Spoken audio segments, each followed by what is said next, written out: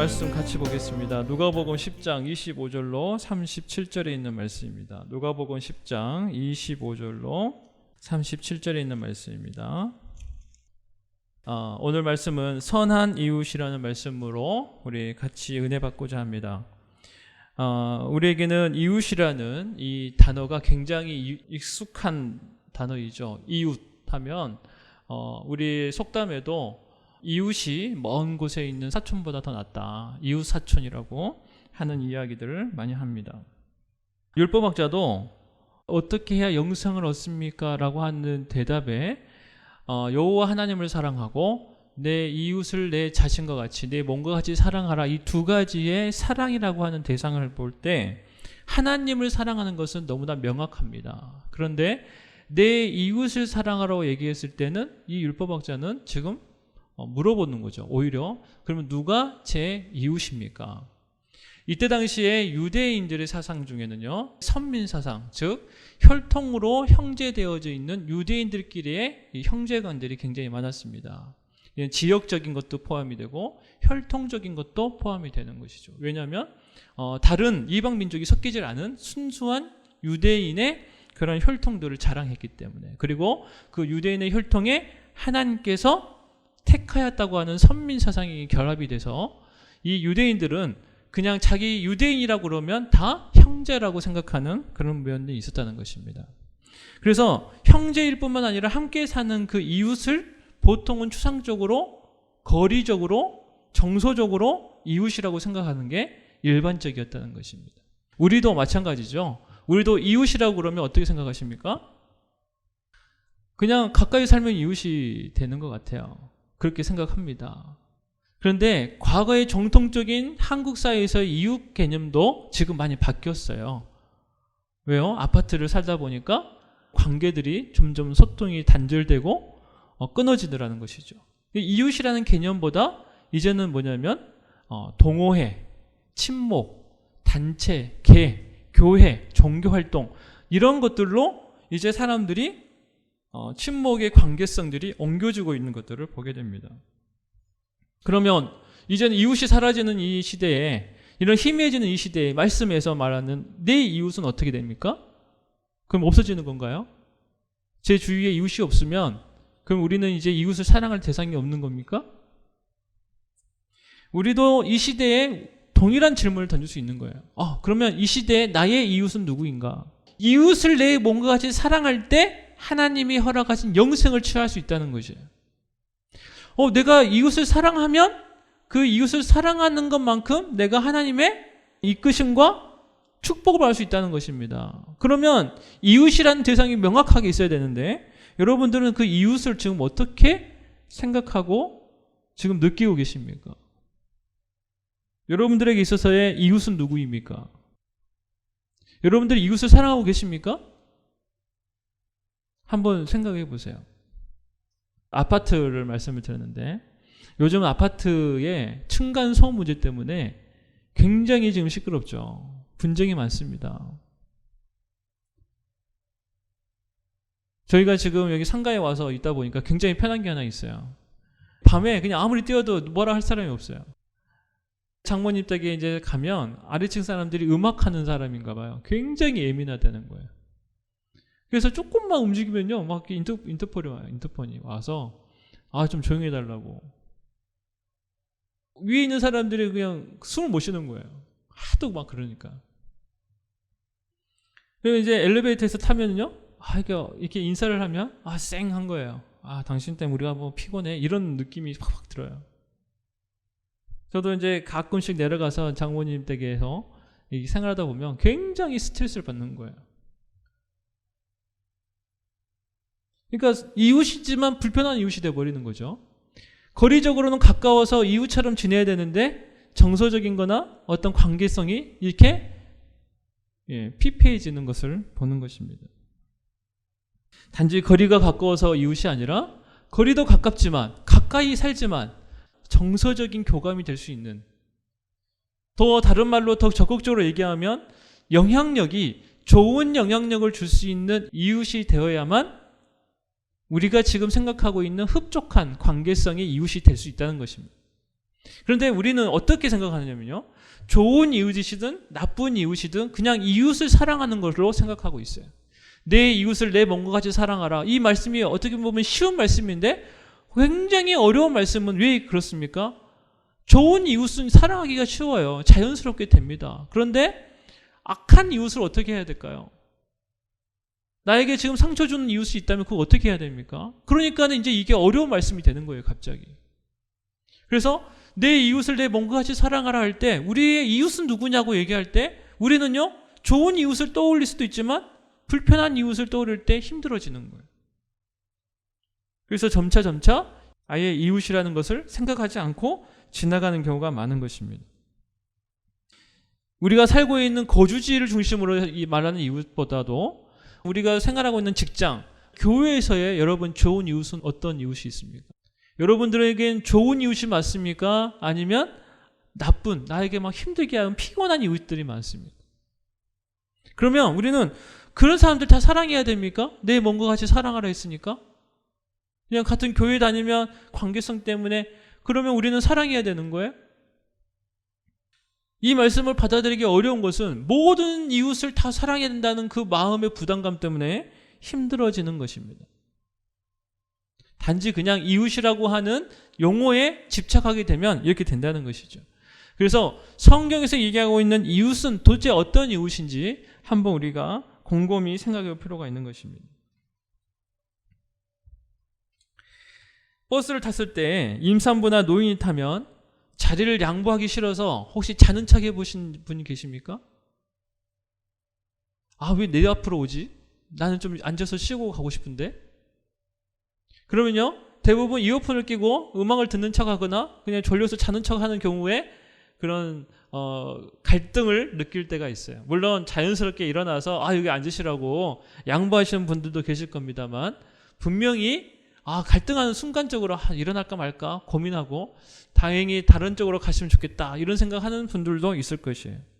이것은 우리가 어떤 심리를 갖고 있냐면 곤란한 상황에 마주치는 것을 곤란해해요. 이게 우리들의 마음이에요. 인간의 마음이에요. 그런데 오늘 우리가 같이 읽은 이 성경 본문에서 강도 만난 사람이 나타납니다. 강도 만난 사람이 나타나서 그 길가에 쓰러져 있어요. 그러면 그것을 지나가는 사람들에게는 그 상황이 곤란한 상황이에요. 그 상황을 안 부딪혔으면 좋았겠다. 이런 마음이 드는 것입니다. 그러면 어떻게 됩니까? 내가 이 상황에서 이 사람을 도와야 될까 말아야 될까 고민하게 되죠. 여기에서 말하는 율법학자들과 지나갈 때 어떻게 됐습니까? 그냥 지나갔어요. 레위인이 지나가다가 그 상황을 곤란한 상황을 봤어요. 그러니까 자신도 곤란하고 그냥 핑계대고 도망가는 거예요. 우리가 곤란한 상황에 있을 때 곤란함을 느끼는 건 다 동일하지만 여기에서 말하는 사마리아인은 그 곤란한 가운데 있어서 강도 만난 자에게 다가갔다는 것입니다. 사마리아인은 내가 의인이 되겠다, 내가 좋은 이웃이 되겠다 이런 어떤 거창한 명분으로 다가간 게 아니에요. 이 사람을 내가 도와주면 이 사람이 나에게 좋은 어떤 마음을 갖고 좋은 이웃이라고 얘기해 주겠지? 이런 생각을 가지고 사마리아인이 강도 만난 사람을 도와준 게 아니에요. 그냥 그 상황이 불쌍한 거예요. 지금 죽어가고 있는 거예요. 그런데 어떤 사람은요, 그 강도 만난 사람을 봤어요. 그럼 어떤 생각이 드냐면 혹시 또 근처에 강도가 있지 않을까? 걔네들이 지금 남아있어서 우리를 보고 있지 않을까? 나도 지금 강도한테 당하면 어떡하지? 불안할 겁니다. 우리가 의인이 되자, 우리가 어떤 좋은 이웃이 되자 어떤 의식적으로 하는 것이 아니라 여기에서 가장 중요한 행동을 준 동기부여는 뭐냐면요, 구호가 아니에요. 그냥 그 사람이 불쌍한 거예요. 죽어가고 있는 영혼이 안타까운 거예요. 그것이 이 강도 만난 사람을 도울 수밖에 없게 하는 그런 행동력을 갖게 했다는 것입니다. 여기서 나오는 사마리아인은요, 어떤 의인이 되겠다, 좋은 이웃이 되겠다라고 하는 명분이 아니라 그냥 국률한 마음, 불쌍한 마음으로 움직인 사람이에요. 그러면 누가 이웃이 되겠냐? 아니 우리의 이웃은 누구입니까? 라고 얘기했을 때 누가 이웃이 되겠냐? 라고 얘기하는 주체가 누굽니까? 여기서 좋은 이웃을 만난 사람은 누구예요? 강도 만난 사람이 주인공인 거예요. 강도 맞는 사람은 자기가 죽을 수도 있었는데 사람들은 지나가는데 유독 어떤 사람이 나에게 다가와서 나를 도와줬다는 것이에요. 그 도와준 손길에 의해서 이 사람은 어떤 관계가 맺어졌습니까? 이 사람은 나를 도와준 좋은 이웃이라고 하는 관계가 형성된 거예요. 좋은 이웃은 사마리아인이 내가 좋은 이웃이 되겠다 다가간 게 아니라 강도 만난 사람의 입장에서 좋은 이웃을 만나게 된 것이에요. 반대로 우리가 이것을 좀 쉽게 얘기하면 우리가 좋은 이웃이 되겠다고 다가가는 게 아니라 우리가 불쌍한 마음으로 다가가고 어떠한 것든지 우리가 그 국민한 마음에 감동으로 움직이면 그것을 사랑을 받은 그들이 그 삭막한 세상 가운데서 따뜻함을 가지고 다가오는 그 사랑의 손길로 인해서 좋은 이웃을 경험하게 된다는 것입니다. 그래서 여기에서는요, 누가 좋은 이웃이냐? 나를 도와준 사람이 좋은 이웃입니다. 그러면 그 이웃을 내 몸과 같이 사랑하라고 얘기하시는 거예요. 여러분, 제가 다시 한번 말씀드립니다. 지나가는 사람들이 아무리 그 사람이 레이지파에다가 그 사람이 무슨 고위공직자에다가 말과 말씀이 훌륭한 율법학자가 됐든 어떤 사람이 됐든 그 사람은 이 지금 강도 맞는 사람의 이웃이 아니에요. 지금 이 강도 맞는 사람에게 있어서 좋은 이웃은 누굽니까? 그 사람이 내가 무시하고 비난했던 사마리아인이지만 나를 도와주더라. 이 사람은 내 좋은 이웃이야. 나에게 지금 공급이 되어주는, 나에게 지금 유익이 되어지는 사람이 좋은 이웃인 거예요. 지금 여러분들은요, 좋은 이웃을 만나셔야 됩니다. 그래서 제가 너무 안타까운 게 있어요. 지금 강도 만나서 지금 좋은 이웃이 오히려 필요한 사람들에게 좋은 이웃이 되라고 막 네가 가서 사람 살리라고 하면 됩니까? 내가 지금 강도 만나서 내가 지금 인생을 살다가 갑작스러운 고비와 아픔과 낭망함을 가운데서 내가 죽게 생겼는데 그냥 명분만 내가 좋은 이웃이 되자 막 구호와 캐치플레이로 슬로건으로 여러분들이 인생에 있어서 그냥 어떤 부담감을 새로운 부담감을 가지고 그게 억눌림의 종이 되어버린 경우를 너무 많이 보는 거예요. 아닙니다. 우리는 그저 하나님 보시기에 강도 만난 자일 수 있어요. 그러면 어떻게 해야 됩니까? 우리는 좋은 이웃을 만나면 되는 거예요. 우리 인생에서 가장 좋은 이웃은 누구십니까? 우리가 아무 소망 없이 흑암 가운데 죄 가운데 있을 때 예수님의 이름으로 다가오신 그 사랑의 주님, 나를 위해서 십자가의 보혈을 흘려주신 그분이 바로 나에게 있어서 가장 큰 선한 이웃인 거예요. 그러면 나에게는 어때요? 그래, 주님이 나의 이웃이야. 나는 그 이웃을 내 몸과 같이 사랑하겠어. 우리 인생의 가장 큰 좋은 이웃은 예수님이신 거예요. 그러면 우리는 어떻게 됩니까? 주님의 그 좋은 이웃으로서의 주님의 사랑과 주님의 어떤 관계심을 맺고 우리가 이 시대를 살아가면서 작은 선한 이웃이 되는 거예요. 그렇지만 그 선한 이웃이 된다는 의미는 먼저 어디서부터 시작되냐면 내가 지금 강도 만난 자였다고 하는 인식부터 시작하는 거예요. 그리고 내 주위에 지금도 강도 만난 자들이 지금 있어서 피 흘리고 있다는 그 인식이 같이 있어야 된다는 것이에요. 지금은 강도 만나서 정신을 잃고 피를 흘리고 있는데 지금 일 안 한다고. 당신이 지금은 선한 이웃이 아니라고. 가서 빨리 의리 행위를 하라고. 아무리 다그쳐봐야 이 사람 지금 살리는 게 지금 급선무인 거예요.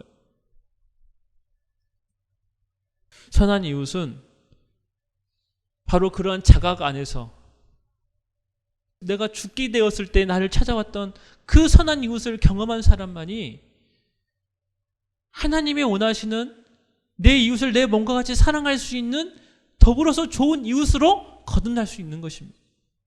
그러면요, 여러분, 이 말씀은요, 너무나 쉽게 되는 거예요. 어려운 말씀이 되지 않아요. 아니, 내가 예수님입니까? 어떻게 내가 날마다 허구한 날 사랑하며 삽니까? 아니면 내가 어떻게 저런 사람마저도 사랑합니까? 그런 말이 안 나오는 거예요. 왜? 이 말씀이 너무 쉬운 말씀이 되는 거예요. 자연스러운 말씀이 되는 거예요. 왜요? 나를 사랑하는 자를 사랑하는 거기 때문에. 여러분 생각해 보세요. 여러분 주위에 나를 정말 사랑하는 사람이 얼마나 되십니까? 나를 정말 사랑하는 사람을 주위에 이웃으로 갖고 계세요?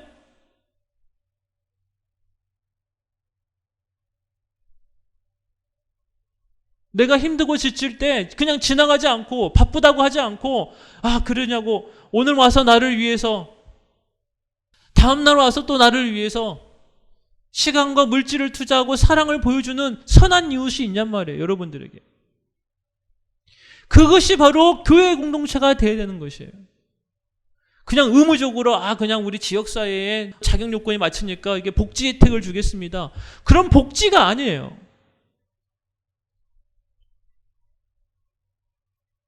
우리는 복지로 나아가는 것이 아닙니다.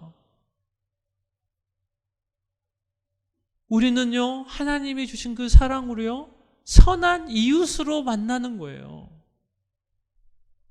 그래서 성경에 보면 뭐라고 얘기하십니까? 에베소서 4장 21절부터 32절에 있는 말씀이 나와요. 진리가 예수 안에 있는 것 같이 너희가 참으로 그에게서 듣고 또한 그 안에서 가르침을 받았을진데, 여기서 말하는 너희는요, 이미 예수 안에 있는 자들, 그에게서 듣고 또 그 안에서 가르침을 받은 자들이 지금 대상자입니다. 잘 보세요. 너희는 유혹의 욕심을 따라 썩어져가는 구습을 따르는 옛사람을 벗어버리고 오직 너희의 심령이 새롭게 되어 하나님을 따라 의와 진리의 거룩함으로 지으심을 받은 새 사람을 입으라. 25절 여기가 중요합니다. 그런즉 거짓을 버리고 각각 그 이웃과 더불어 참된 것을 말하라. 이는 우리가 서로 지체가 됨이라. 우리가 서로 하나님의 의인으로서 이제 하나님의 말씀을 배우고 깨닫고 나아가는 크리스찬이 되고 하나님 자녀가 되었다면 이제는 뭐 해야 돼요? 거짓을 버리고 각각의 그 이웃들과 더불어서 더불어 가는 거예요. 누구와? 그 이웃과 더불어 가는 거예요. 참된 것을 말하라. 이는 너희가 서로 지체가 됨이라. 여기서 내 이웃을 내 몸과 같이 사랑하라 이렇게 얘기하신 것이 틀린 말씀이 아니에요. 여기에 또 다시 한번 확증이 되는 거예요. 왜요? 여기에서 내 이웃이 내 지체가 된답니다. 한 몸이라는 것이에요. 그러니 내 이웃을 내 몸과 같이 사랑하는 말씀이요, 너무나 당연한 말씀이 되는 거예요.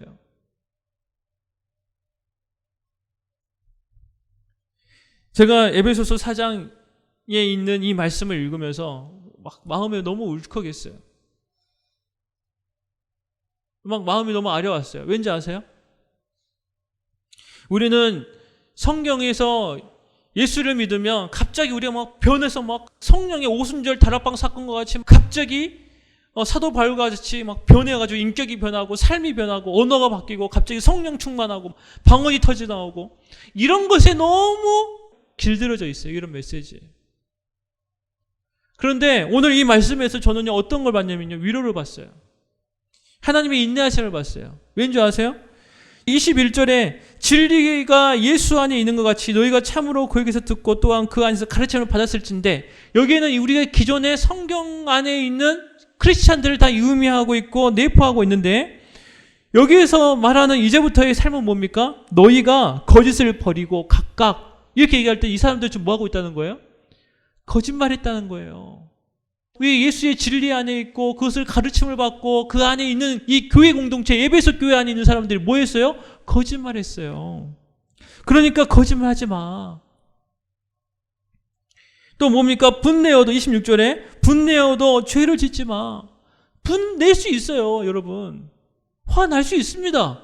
갑자기 뭐 여러분들 인격이 확 바뀌는 거 아니에요. 화가 나요. 그런데 화가 나고 분이 나도 죄를 짓지 마라. 해가 지도록 분을 품지 마라. 마귀에게 틈을 주지 마라. 도둑질하는 자는 다시 도둑질하지 마라. 예수 믿고 하나님 안에서 진리 안에 교육받은 사람도 뭐 할 수 있다고요? 도둑질할 수 있는 거예요. 그런데 그 안에서 도둑질했던 네가 이제 도둑질하지 마. 우리가 크리스찬으로서, 신앙인으로서 저 사람 어떻게 저럴 수 있지? 저 사람은 왜 저렇게 거짓말하지? 저 사람은 왜 저렇게 입이 험하지? 저 사람 왜 이렇게 불성실하지? 그런데 그것이 우리의 모습이라는 거예요. 에베소서에 지금 교회에 있는 성도들을 지금 지목하여서 그렇게 얘기하고 있는 거예요. 우리의 모습 아닙니까? 지금은 한국교회 교회의 모습 아닙니까? 제 모습 아닙니까? 거기에 하나님께서는요, 거기에서 정죄하지 않으시는 거예요. 그러지 마. 제발 그러지 마, 이제. 너 그럴 수 있어. 너 옛날 그랬던 사람이야. 그렇지만 그러지 마. 옛사람의 습관을 쫓지 마. 우리에게 뭘 요구하세요? 우리에게 이제는 의지를 요구하시는 거예요. 그렇지 않도록 하기 위한 것이 중요하지, 그렇게 했다고 해서 정죄하고 그렇게 했다고 해서 잘라버리는 게 아니라는 거예요. 이게 바로 선한 이웃의 공동체라는 것입니다. 선한 이웃이라 그래서 우리가 그냥 다 선해가지고 그래서 우리가 선한 이웃이 되는 게 아니에요. 우리가 선한 이웃이 되는 것은 뭐냐면요, 부족하고 연약하지만 사마리아인처럼 우리가 무시당할 수 있지만, 경멸하는 그런 존재로 우리가 존재할 수 있지만, 내세울 것 없는 존재일 수 있지만, 우리가 선한 이웃이 될 수 있는 건 뭡니까? 한 영혼 한 영혼을 긍휼히 보고 우리가 할 수 있는 대로 최선을 다해서 섬기고 들어주고 함께 할 수 있는 것, 그것이 바로 선한 이웃이라는 것입니다. 무슨 고귀하고 무슨 좋은 차를 몰고 다니고 성공해서 간판이 좋아야 되고 똑똑하고 많이 배워야 되고 이래야 선한 이웃의 조건이 되는 게 절대로 아니라는 것입니다. 마치 교회에서도 그런 서열화가 되어버린 것 같아요. 관심 대상자, 헌금 많이 하시는 분들, 그럼 관심 대상자 같아요? 아니에요. 교회에서의 관심의 대상자는 뭡니까? 강도 만난 자들이에요. 이 사람이 지금 저 장로님이 지금 강도 만났나?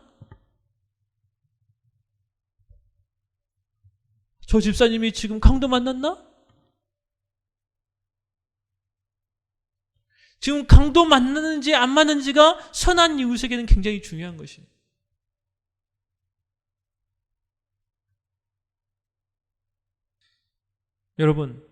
여러분들은 지금 강도 만났습니까? 아니면 지금 평안하십니까?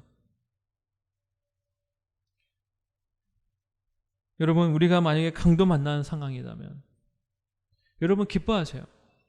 우리는요, 오히려 그 상황 가운데서요, 정말 나와 함께 할 수 있는 선한 이웃을 만날 수 있어요. 먼저 우리 근본 대신 선한 이웃 예수님, 두 번째로 그 가운데 정말 하나님의 감동으로 하나님이 세우신 선한 이웃, 그 이웃을 만날 수 있어요. 그리고 그렇게 해서 내가 회복이 되지 않습니까? 그러면요, 우리는요, 좋은 선한 이웃이 또 내가 될 수 있는 거예요.